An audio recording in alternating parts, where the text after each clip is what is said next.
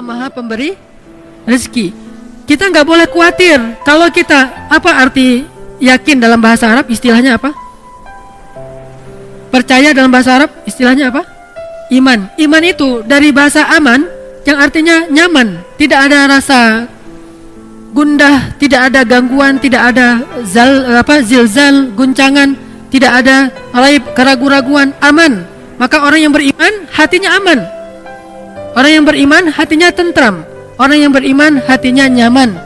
Kalau kita yakin bahwa Allah Maha Pemberi rezeki, maka kenapa kita merasa takut? Kenapa kita merasa sedih? Kenapa kita merasa khawatir? Kenapa kita merasa gundah? Kenapa kita merasa was-was? Kenapa? Berarti kita tidak benar-benar yakin Allah Sang Pemberi rezeki. Kenapa khawatir? Allah kan yang ngasih rezeki. Kenapa kita harus ngebela-belain banget sesuatu yang Allah benci? Kita ambil sesuatu yang Allah larang demi mendapatkan sesuatu nasi, katanya ikhtiar. Padahal Allah yang memberi rezeki, bukan pekerjaan, bukan seseorang, bukan siapapun, tetapi Allah lah yang memberi rezeki. Sehingga orang yang yakin kepada Allah bahwa Allah itu Maha Pemberi rezeki, dia tidak akan, pikirannya itu nggak akan kemana-mana, nyaman. Tapi ketika dia mulai suuzon sedikit saja, bisa nggak ya saya makan hari ini? Berarti dia sudah suuzon kepada zat Allah Sang Maha Pemberi rezeki. Kalau saya nanti nikah, saya bisa ngasih makan nggak kepada istri dan anak-anak saya? Asa ayyughniyahumullah, kata Allah. Allah yang akan mencukupkan kebutuhan mereka. Yughni bukan cuma cukup, memperkaya mereka. Ngapain lagi khawatir? Yang penting laksanakan perintah Allah. Kalau Allah bilang kerja, ya kerja. Allah bilang cari yang halal, ya cari yang halal. Setelahnya nggak usah khawatir. Maka belajar akidah itu nomor 1 dalam agama. Namanya fiqhul akbar, fikih terbesar. Baru setelahnya ada fikih asghar, yaitu ibadah dan muamalah. Fikih yang paling besar, orang Indonesia itu jarang belajar. Baru masuk ke musola, ke masjid, anak kecil baru TK atau SD langsung diajarkan tentang sholat, fikih kecil. Diajarkan tentang akhlak, fikih kecil. Sedikit yang diajarkan tentang akidah, yang itu adalah fikih besar. Sehingga walaupun dia udah sholat, walaupun dia udah tahu tentang ibadah, tapi dia belum punya keyakinan yang kuat sehingga gampang galau. Muncullah generasi galau. Kenapa? Nggak ada akidahnya. Coba lihat di Mekah, ayat-ayat yang turun di Mekah, apa isinya?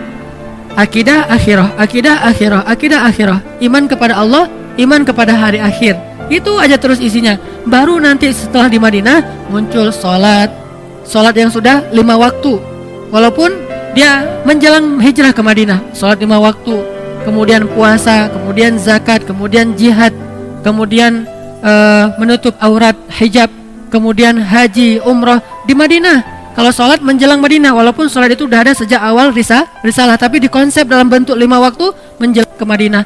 Intinya syariat itu baru muncul setelah sampai di Madinah. Sebelumnya akidah akhirah, akidah akhirah. Coba lihat ayat-ayat tentang yang di juz amma, rata-rata akhirah, akidah. Ini menunjukkan bahwa yang harus kita bangun terlebih dahulu adalah jangan suuzon sama Allah. Kalau kita udah nggak suuzon sama Allah, insya Allah kita nggak akan suuzon sama manusia. Kita tidak akan menjelek-jelekkan manusia. Kenapa? Bagaimanapun juga dia adalah ciptaan Allah. Makanya salah satunya yang paling gampang, misalnya Allah Maha Pemberi rezeki. Udah, kenapa ragu? Kenapa kita bilang ini jangan, ini nggak boleh, pekerjaan ini haram, tapi keuntungannya gede? Berarti makin gede dosanya. Udah, tinggalkan saja pekerjaan ini, ambil pekerjaan lain yang halal. Terus saya mau makan apa? Nah, ini yang nggak yakin sama Allah nih, iftira. Ini suuzon sama Allah. Kalau misalnya dikatakan ini haram Ustaz, haram. Tanya lagi ke Ustaz lain, Ustaz ini halal nggak? Haram. Ustaz ini halal nggak? Haram. Dalilnya jelas. Ya sudah, mulai hari ini juga saya langsung akan resign. Saya akan minta berhenti. Bahkan uang pensiunnya pun saya nggak berani makan. Kalaupun saya ambil, saya kasih ke fakir miskin, tapi saya tidak akan makan. Kenapa? Saya tahulah Allah yang Maha Pemberi rezeki. Falima syak. Lalu kenapa ragu? Kenapa was-was? Kenapa khawatir? Gara-gara kurang yakin kepada Sang Pemberi rezeki. Kan enak hidup kalau udah yakin sama Allah Maha Pemberi rezeki. Dan yakin itu yakin yang paling benar. Kalau keyakinan kepada selain Allah, keyakinan yang palsu. Hari ini kita mendapatkan bukti, besok udah nggak ada lagi bukti itu, dia sudah mengecewakan. Tapi kalau yakinnya kepada Allah, Allah Maha benar. Kita sering mendengar itu, shadaqallah. Bahkan kalau ada orang yang ngaji lupa bilang shadaqallahul azim, kita protes. Tapi kita nggak percaya sama Allah, itu aneh tuh.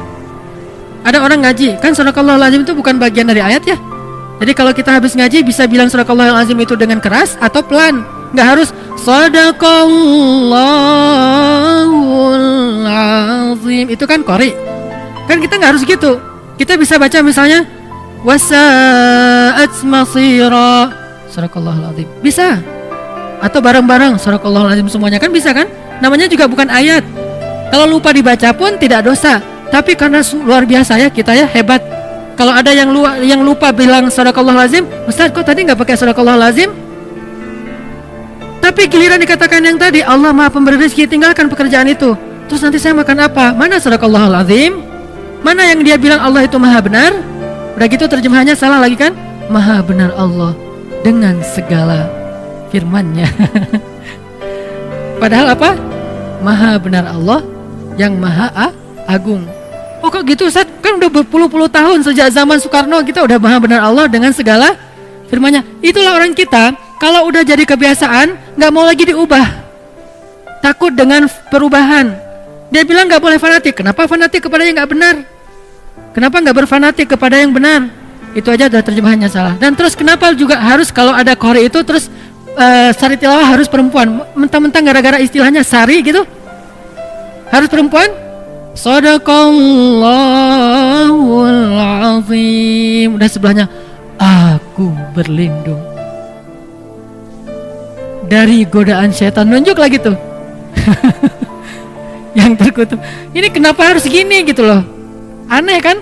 Kenapa nggak si qori'nya aja, kan udah ada Quran terjemah, tinggal baca. Dia baca gini nih. Dengan nama Allah yang Maha Pengasih lagi Maha Penyayang, sungguh kami telah memberikan kepadamu kemenangan yang nyata. Kan jelas. Kenapa harus ada dua orang? Satu laki-laki, satu perempuan, bukan muhrim pula. Saya qori waktu kecil.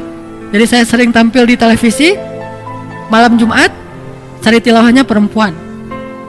Masih kecil untungnya. Coba kalau udah remaja, sari tilawahnya perempuan, qori'ah, suaranya bagus, dia aku berlindung apa segala macam. Nanti kalau ayatnya tentang neraka, oh, kayak orang baca puisi kan? Ini karena kebiasaan kita. Makanya kalau kita rajin bilang shadaqallahul azim, kenapa shadaqallahul azim itu nggak masuk ke hati?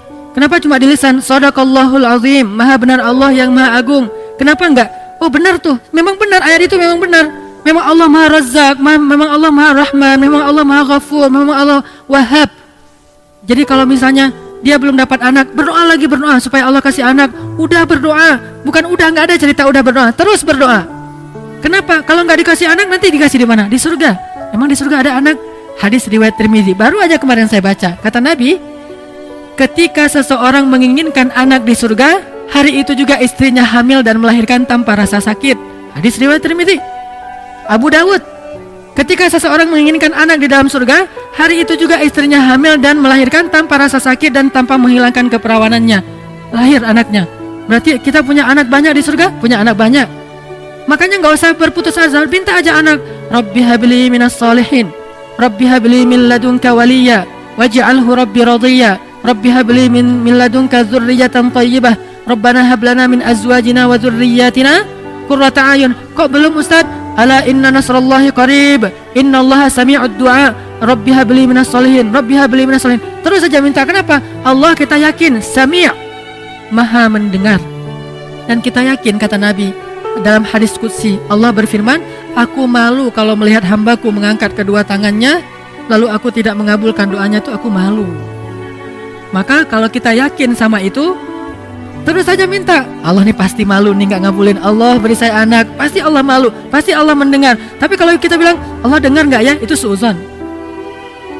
Allah mau ngasih gak ya, saya khawatir Allah gak akan ngasih, itu suuzon. Karena Allah sendiri mengatakan, aku ujibu da'watad da'i idza da'ani, aku pasti mengijabah, pasti aku akan memberikan apa yang Mereka minta, maka mintalah ke Allah. Kalau kita ragu, Allah ngasih nggak ya? Allah mendengar nggak ya? Berarti kita udah su'udzan terhadap Allah, iftira. Padahal Allah sami'ud du'a, Allah wahhab, maha pemberi, Allah syakur, maha menghargai, Allah razak, maha memberi rezeki. Ini nggak boleh kita ragukan sedikit pun, sampai nanti kita malah bersuudzon kepada Allah. Mengurangi hak Allah itu nggak boleh.